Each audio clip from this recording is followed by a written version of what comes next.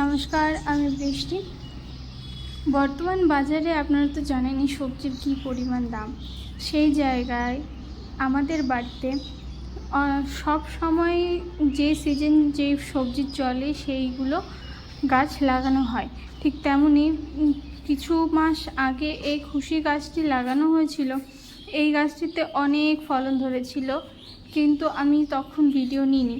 কালকে শুনেছি এগুলো সব বিক্রি করতে পাঠাবে, তার জন্য আজকে আপনাদের সাথে শেয়ার করলাম যে আমাদের বাড়িতে কীরকম পরিমাণে খুশি হয়েছে গাছে।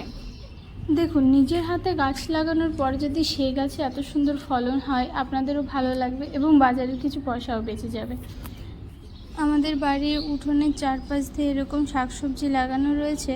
তার মধ্যে কিছু আছে লঙ্কা গাছ, বিভিন্ন রকমের গাছ লাগানো। যখন যে সিজন চলে তখন সেটাই লাগাই। এখানে দেখুন, এই গাছে ফলন হয়ে যাচ্ছে এবং আরও ছোট ছোট কুঁড়ি এসেছে এবং এগুলো বড় হচ্ছে, এগুলো খাচ্ছি, আবার ফল ধরছে। গত মাস 3-4 মাস ধরে আমরা এই গাছের ফল খাচ্ছি এবং বিক্রি করছি।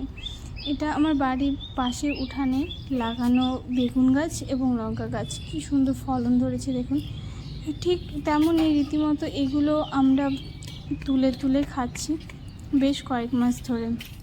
আপনারা জানেন, কিছু লতানো সবজির গাছ আছে যেগুলো আমরা ঘরের কোণার দিকে লাগাই এবং ওপরে উঠে যায়, যেরকম লাউ কুমড়া। ঠিক তেমনই আমাদের রান্নাঘরের ওপরে চাল কুমড়ার গাছ তুলেছি কিছুদিন।